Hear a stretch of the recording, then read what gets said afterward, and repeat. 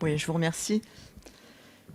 Alors qu'un quart de la recherche publique est déjà occupé par des emplois précaires, comme le rappelait tout à l'heure Madame Tolmont, vous choisissez de créer un nouveau type de contrat précaire.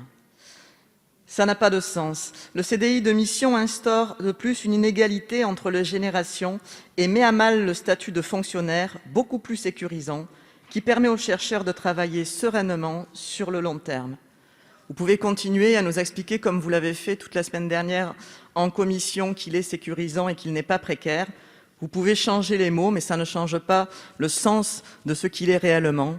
Un contrat précaire dont personne ne veut. C'est pourquoi nous demandons la suppression de cet article.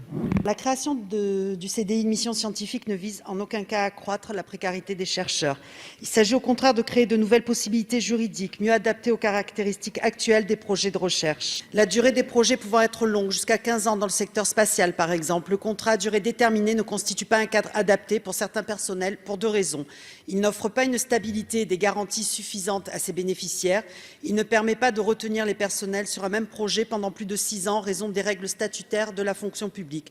Donc l'argument qui est de dire qu'un CDI précarise, ça répond à aucune logique. Il ne faut pas préférer des CDD à des CDI. C'est un CDI de mission certes, mais comme le dit son nom, à durée indéterminée. Puis oui, ce sont des CDI. Ça veut dire que quand vous allez à la banque, en haut de votre bulletin de salaire, il y a marqué contrat à durée indéterminée. Et croyez-moi, ça fait aussi très souvent la différence pour obtenir un prêt ou pour convaincre votre propriétaire. Je vous remercie.